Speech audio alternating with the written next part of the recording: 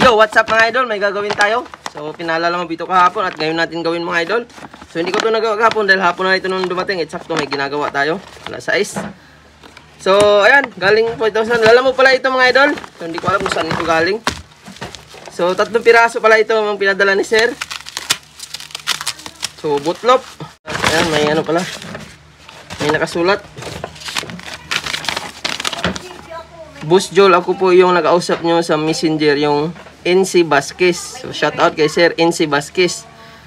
Yung magpaayos po ng Redmi Note 9, isabay ko na din po itong patingin yung Infinix at Lenovo. So, yan, 3 na nga mga idol. So, isabay niya ito pagtingin. So, check na natin. So, sa mga gusto mong paayos, pwede kayo magpalalamove, grab, pwede rin walk-in. At kapag malalayo, pwede kayo mag-file BC, JNT, or any courier via deliver. So, ayan mga idol. So, ito yung unang tinanong ni Sir, ang Note 9. So, napansin ko medyo lubo na yung battery. So, kapag original pa ito, ay pwede pa ito. So, ang sabi na, bootlock daw. Ayan, check na natin.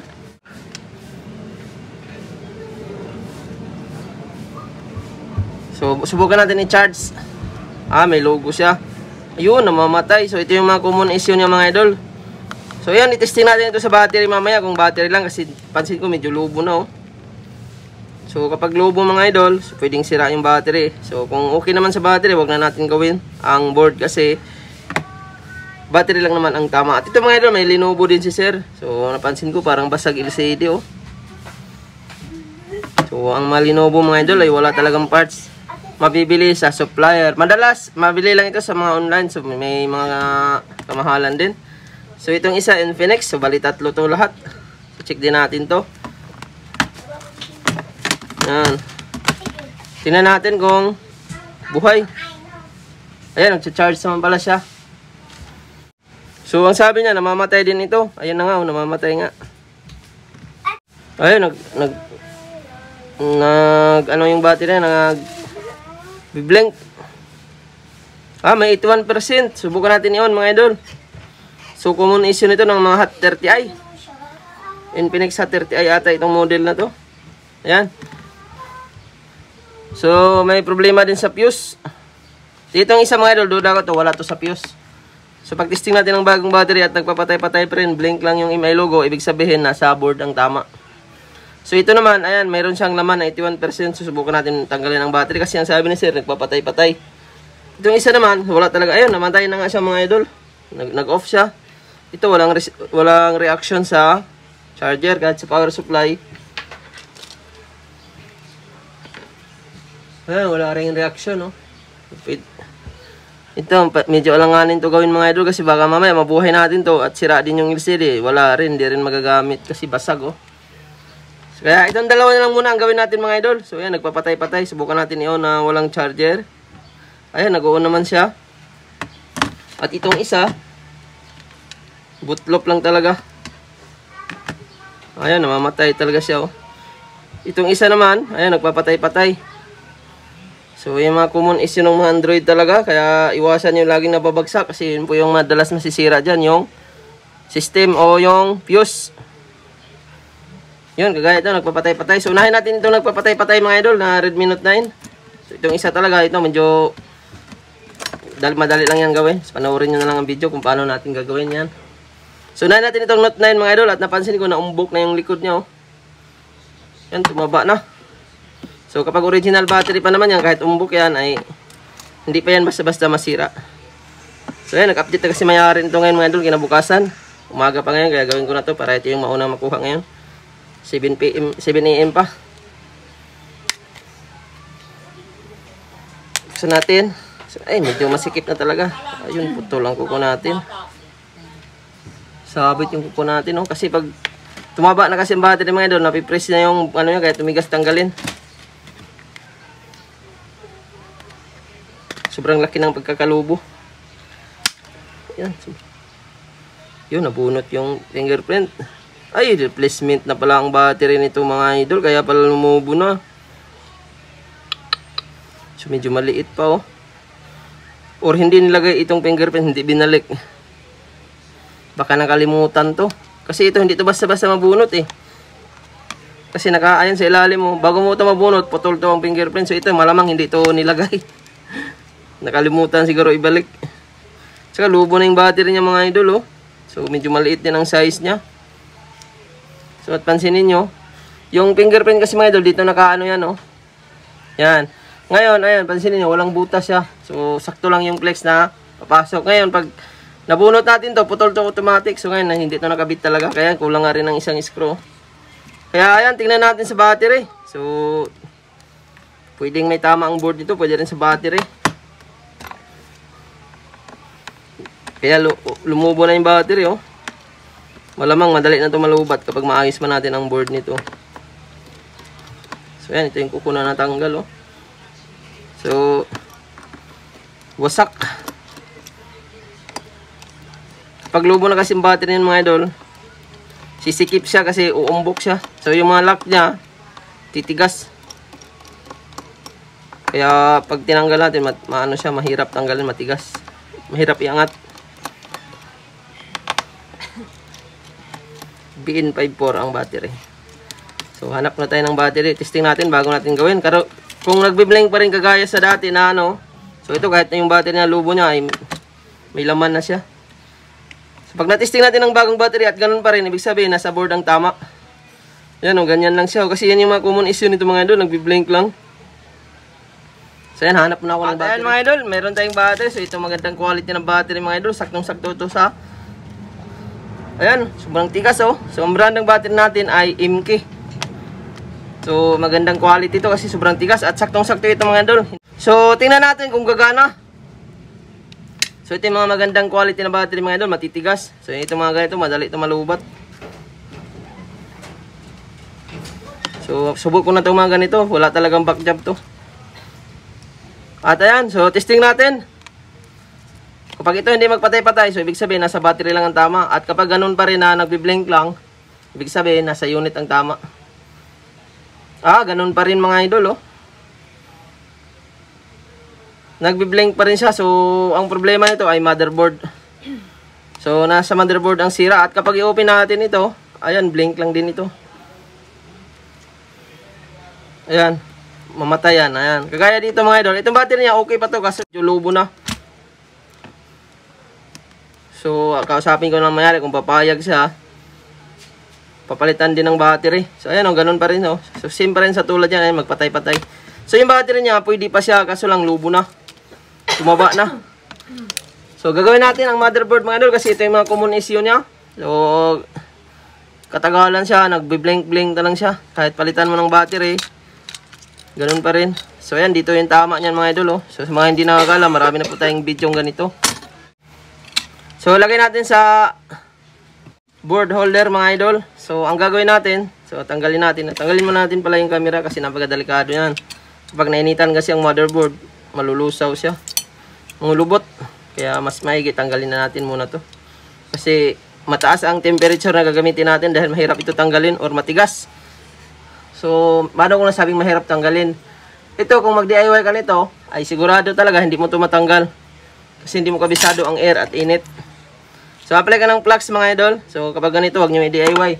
Kung wala kayong hot air, or wala kayong ganito, twister, pang ipit. Kasi kung bubutasin mo lang yan, hindi mo rin yan masolusyonan. So, pwedeng madamage ang ibang mga parts. So, 400 heat temperature mga idol, mataas ang ginamit natin ha. Kasi, hindi ito basta-basta matanggal kung 350 lang.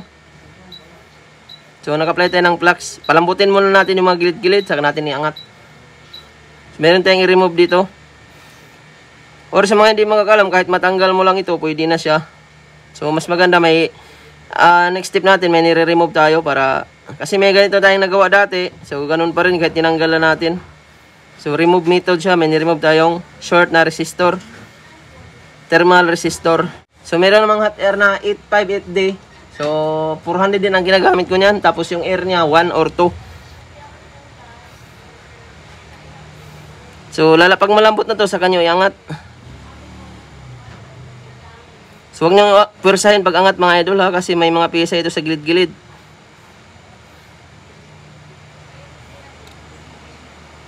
Pwedeng magsitalsikan or madala or madisalign. So yan, antayin mo lumambot, saka mo angatin. Mainit ito mga idol ha. So, dito tayo mag-angat.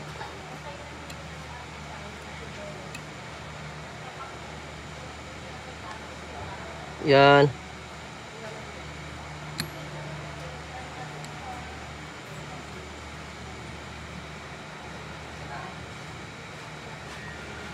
So pag lumambot na yan, aangat na yan.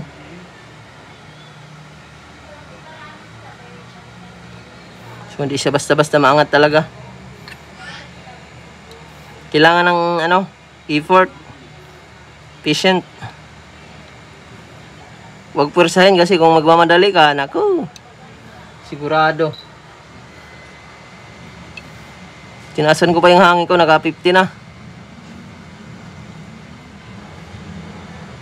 Yan. Angat na siya, oh. Tanggal na. Yan.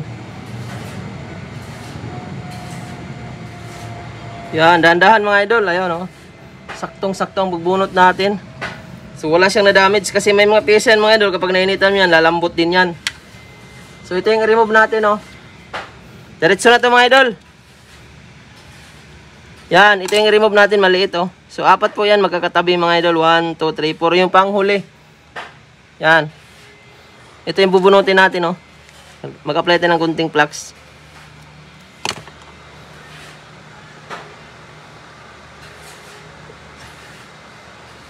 Yan, ito mga idol, oh. Yan, oh, tanggal nga agad, oh. So napakaliit lang nito mga idol. Kung mahina ang mata mo, hindi mo yan makita. O, remove method lang yan mga idol. So short kasi ito. O pwede rin naman, i-reheat mo lang yung malaking IC. So pwede rin. So kung ganun pa rin, so kailangan mo talaga ito siya i-remove yung maliit na tinanggal ko. Ayan. So next step mga idol, ibalik lang din natin. So kailangan pag nagbalik ka nito mga idol, pwede na hindi ibalik ito mga idol ha, kung natanggal nyo na. So wala namang problema kung hindi nyo ibalik yan. Kasi ito shed lang ito. So yun nga lang kapag ito nabubutlop siya katagalan. So ibalik natin na hindi naka-fix ng maayos. Nakaangat lang siya kasi wala itong exhaust, walang butas. Halos lahat ng mga mga idol may mga butas eh. Mga shed. Ito lang talaga nagkataon na walang butas. Kaya madalas nabubutlop siya. So medyo nakaangat yan mga idol. Pero at least balik pa rin natin para kumpleto siya. Apply tayo ng thinner at linisan natin. So ganoon lang kasimple. So, medyo mainit talaga itong mga idol. Kaya pag gumawa ganito kailangan huwag kayo maghugas ng kamay kasi napakainit. Ayan o, nakaangat siya mga idol o. Hindi na nakapix ng maayos. Pero hindi na yan matanggal dahil nakadikit na yan. Dahil may bakal yan. Bakal ang ilalim niya. So balik natin yung camera. At tingnan natin kahit lobo ang battery niya mga idol. Gagana pa rin yan. So camera. So tested ito ang ganitong gawaan mga idol. 100% talaga. Dami na natin nagawang ganito mga idol sa YouTube natin. So nasa uploaded sa YouTube yung unang video natin. Ang daming views kasi maraming natuto nito. So tinuro natin mga idol. Kaya kung nakakuha kayo ng idea, share nyo ang video natin. Pa-like, pwede nyo i-subscribe ang ating channel para lagi kayong updated sa mga bawat video na ina-upload ko. So ayan, natanggal na nga pala may may harang pa to dito na mga idol. Tape. So sinubukan siguro ito. Baklasin ng board. So hindi makita ang sira. So kapag nakita nyo to at napanood nyo ang video natin, i-apply nyo lang yung ginawa ko. Sigurado ako 100% tested yan. So yan, balik natin yung battery at tingnan natin kung makikita ng charging percentage. Kanina kasi hindi natin nakita, blink lang. Pag ito makita ang percentage, pwede na to. Kaso lang yung battery niya, lubo na rin. So ipaalam natin sa may-ari mamaya. Ayan, ganito, lugo lang siya kanina. Tingnan natin, after natin nagawa kanina. Ayun, nagnormal na mga idol, oh. Tested yan mga idol. Ayan o, kanina kasi hindi ito makita ang percentage. Grabe, 100% talaga ang ating solusyon. Kaya ayan, sunod na mga idol. So buuhin ko na to at kung hindi papayag, ipaalam ko sa may-ari kung gusto niya papalitan ng battery. So sabihin na lang natin. At ibalik ko tong fingerprint kasi hindi na nabalik. Duda ko sa pagpalit ng battery yan mga idol. Hindi na to binalik. Kasi ito hindi to basta-basta matanggal dahil masikip to. Ayan mga idol oh. Kanina kasi masikip to. Kapag ito hindi nakakabit pa dito, pag tuklap nito, putol tong flex, may iwan dito. So yan, nakalabas na siya kanina. Ibig sabihin hindi ito nabalik or na-fix. pagbalik nung pagpalit ng battery, baka na tinamad na. Kaya binalik ko na mga idol para sure na gumagana ang fingerprint. Balik natin lahat ng screw at kulang pala ito ng isang screw mga idol. At ayos lang naman yun kung isang screw lang kulang. At kahit nga dalawa lang screw nito, pwede rin. Kasi nasa loob naman to, wala sa labas. Sinabi ko lang kasi baka mamaya buksan ulit na mayari to at sabihin, galing kay Julpon yan. Kulang ang screw. Nangyari na rin sa akin dati yan mga idol. Binuksan nila kasi magpalit ng battery, kulang-kulang daw ang screw. Hindi nila alam, galing na sa ibang paggawaan pala yun. Siyempre, pag kulang ng screw, at lalo na kung may mga nagpapagawa talaga, so hindi na natin malagyan. At ayan mga idol, so kulang ng isa. So, sa ilalim na, hindi naman mahalata yan. At ayan, tingnan natin kung magkarga. So medyo lubo na ang battery niya. Replacement na kasi ito mga idol. Ayan, ang bilis nga nag-charge. So dahil normal na ito mga idol, at i-update ko may-ari mamaya kung papalitan na ng battery. So nakita naman natin na nasa board talaga ang tama. So after natin ginawa ang meter natin, nabuksan na. So yung battery sir, madali na rin yan maglobat. Ayan, i-open natin. So mamaya na lang natin i-open yan. Isunod natin itong nagpapatay-patay para dire-diretso ang ating gawa. So buksan na natin. So ito, sure ball ito, 100% nasa fuse ang tama nito. Ayan, okay na siya. May percentage na. So buksan natin itong takip. So Hot 30i ang model na to. Or Infinix Smart 8. Hindi, ito is Smart 8. So yan, tuklapin na natin.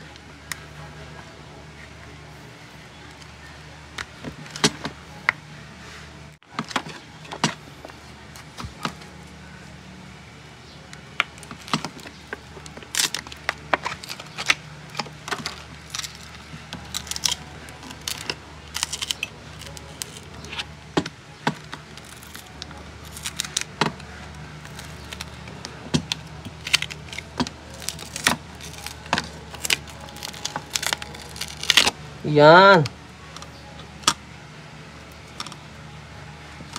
So natuklap na natin sa first time pa ito mabuksan mga idol. So yan yung common issue ng mga Infinix.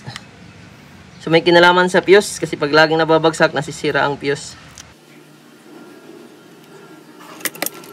So ayan, tanggalin natin lahat ng screw. So dito mga idol, kapag ginawa mo to, pwede mo palitan ng battery, pwede mo rin gawin ang ginawa ko ngayon. So ayan, panoorin nyo ang full video. So ito, yung tingnan mo yung battery niya, original pa yan. So wag natin basta-basta papalitan. Kasi dahil kapag naayos natin yan, back to kunat na malubat at hindi basta-basta lumulubo kahit ma-overcharge.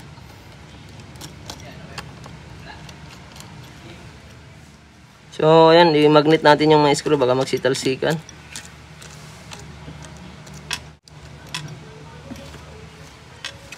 So sa baba, so hanggang baba mga idol. So kailangan maangat mo to. So may gagawin tayo dito sa battery para back to kunat na siya. Hindi naman kasi sira ang battery niya mga idol, pero may gagawin ka lang dyan para mag-normal siya, hindi na siya magpatay-patay. Kasi kita natin yung battery niya, hindi naman lumulubo. At dahil original yan mga idol, malaki ang chance na magawa yan.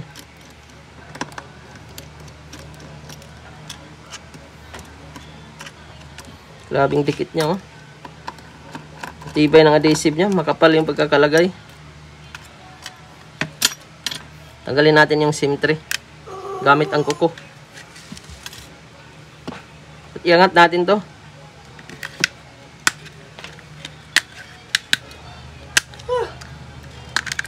Yan. So ingatan niyo itong fingerprint kasi importante ito. Kapag ito maputol, naku, mabuno ka. So mahirap maghanap niyan. So yan mga idol, so ang next step natin gagawin ay bypass po natin ang battery. So kita natin na hindi talaga siya lubo. So una natin iangat ang connection. At angat na natin ito mga idol, yung BMS niya. So makita natin dito yung battery fuse. May mga fuse ang mga ganitong unit. So yung mga latest ngayon wala nang fuse. May mga cellphone na latest ng Infinix wala nang fuse, direct na siya. Kasi marami talagang magkakaproblema sa hinaharap, magiging na siya, magbubutlop. So yan, nandito yung fuse na sa gilid mga idol. Sanapin nyo lang ito. So, minsan naman dito siya nakalagay, madalas sa Infinix. Sa 30i dito siya sa gilid. So, ang gagawin natin, bypass method. So, gamit tayo ng tingga. So, kung may makapal kayong tingga, mas okay. So, ganito lang gagawin nyo. Maganda kasi ang ganito, madali siya matunaw eh. Pero makakapal, hindi natutunaw basta-basta.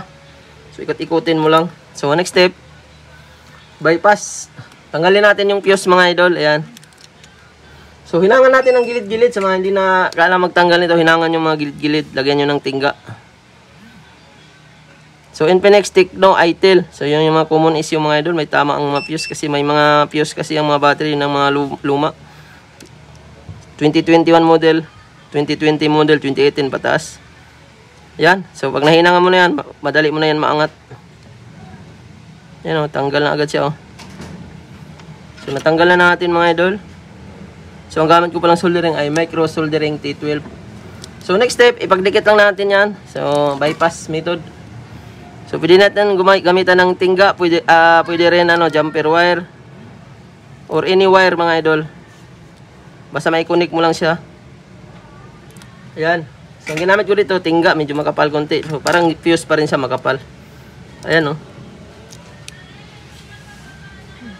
So, ito mga idol, kahit ma-overcharge, hindi ito basta-basta lulubo. Ang kagandahan nito, back to kunat na siya malubat. Yan, so ibalik lang natin din yung tape na inangat natin at ibalik natin yung battery. So, yan mga idol, tested ito. 99.9%. So, yan. After natin na bypass, mga idol, so ito yung tinanggal lang natin, no. Ang paggawa nga lang nito, kailangan mo baklasin lahat. So, pwede mo tanggalan ng battery, pwede mo rin ganun lang gagawin. Angat mo lang yung BMS para hindi ka mahirapan. So, dapat may soldering iron ka. O kung hindi mo to alam gawin, so mag-PM ka sa ating page, Julfon TV Official. So, pwede kayo mag-walk-in mga idol. Makuha nyo kaagad. So, ito, madali lang yung tingnan, pero pag ginawa nyo yan, so, pwede kayong mahirapan dyan. Kasi, depende kasi yan sa mga gamit na ginagamit mga idol. So, may mga, lalo na kung hindi mo pa kabisado maghinang, so, mapudpud mo lang yung BMS, malalong masira lang. Padalhin nyo sa malapit na paggawa, no? Pwede kayo mag-PM sa ating page. Saglitan lang ito mga idol. So marami pong nag-okay ng ganito mga idol. Yung iba, malalayo talaga. So nauwi naman kaagad. Kasi, yun nga, nagka-problema sa laging nababagsak, na-overcharge. So nag-iinit siya.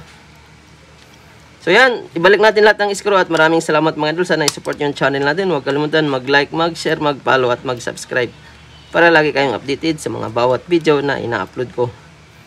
At makakuha ka ng maraming idea. Ayan mga idol, so yung screw sa baba, mga puti siya. So nabalik na natin pala yung fingerprint, huwag niyong kalimutan. Baka magaya nung isa. So siguro nalagay na lahat ng screw at nakalimutan ng fingerprint ikabit. Tinamad na magbalik. So, ganun talaga. Kaya kanina, hindi na siya nakakabit. So, dito mga idol, binalik pa rin natin. So, kanina, hindi siya nakakabit, pero binalik ko yun para sure bulan. At yan, lahat ng screw mga idol, ibalik din natin to.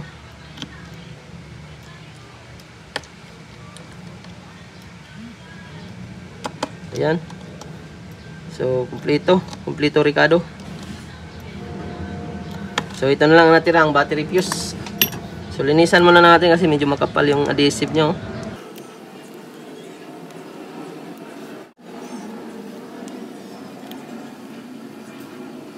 So, ayan. So, kapag hindi mo tanggalin ito mga bilog-bilog, magiging bilog yung ano niya. Angat yung takip pagbalik kasi may bilog-bilog.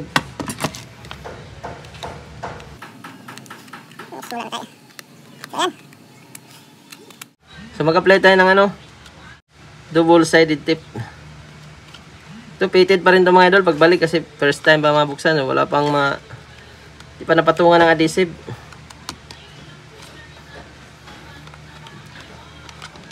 Yan.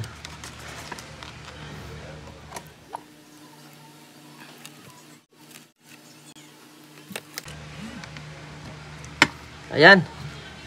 So, fitted pa rin mga idol, oh. Yan, isabay natin pag-open to mga idol, yung dalawa. So, ito yung tinanggal natin. Binaypass natin yung fuse sa Infinix at yung Note 9 naman mga idol. So, ayan, medyo lobo ang battery. So, i-open natin sabay-sabay. Tingnan natin kung magtuloy ba. Pareho.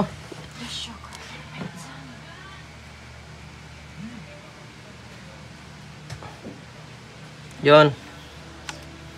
So, kanina nagpapatay-patay siya. Tingnan natin kung magtuloy sa mino na. So, itong battery natin, napakagandang quality nito. So, mapapalaki ang gastos ng may-ari kapag lubo ng battery. Sayang, saan kaya ang rig niyan? So, itong isa naman mga idol, may ganito, may tama yung LCD. So, chinarge ko siya, na-drain siguro, nagpapatay-patay siya. Hanggang ganyan lang.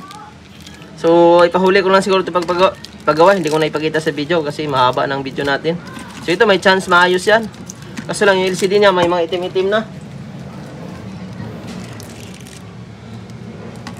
Ayan, oh. Ayan mga idol, nag-steady siya. Sa umpisa, matagal talaga magbukas. Lalo kung na-stack ng matagal.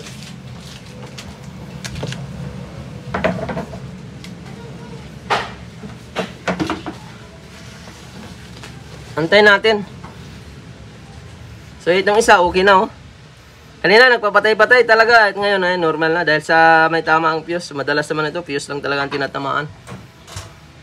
Ay, normal na siya. Kahit itawag natin. So, madalas sa fuse, kapag i-call natin, 112, mamatay yan. At ngayon, normal na siya, oh. So, mayroong 83%. Kanina, nagpapatay-patay talaga siya. So, yung takip niya, ayan. Normal pa rin. So, yung isa, loading pa. Okay siya. Ayun, okay na yan mga idol. Nagtuloy na kasi nakikita na itong tuldok na 3 sa baba. Loading lang siya, loading. Maraming laman. Solve talaga mga idol. Maganda ang ganong gawaan sa Yan. Sa pool na, nagtuloy na siya. So, walang nabura. So yun mga idol, ang idagdag ko pa pala sa paggawa nung ginawa natin, kapag nagkamali ka doon, pwedeng mawala ng signal. At tingnan mga idol, may signal siya, oh. So normal na siya. May data na rin, oh. 4G. So may yellowish siya mga idol, pagka matagal siguro itong na-stack eh. May yellowish sa mga gilid-gilid, oh. So normal na mga idol, so ito kausapin ko na lang na may tama rin yung battery niya, lubo na. So pwedeng na-stack ito ng matagal, kaya lumubo. So itong Infinix naman, ay okay na. So, sana nakakuha din kayo ng idea mga idol. Huwag kalimutan mag-like, mag-share, mag-follow at mag-subscribe. Itong isa mga idol, isunod ko to.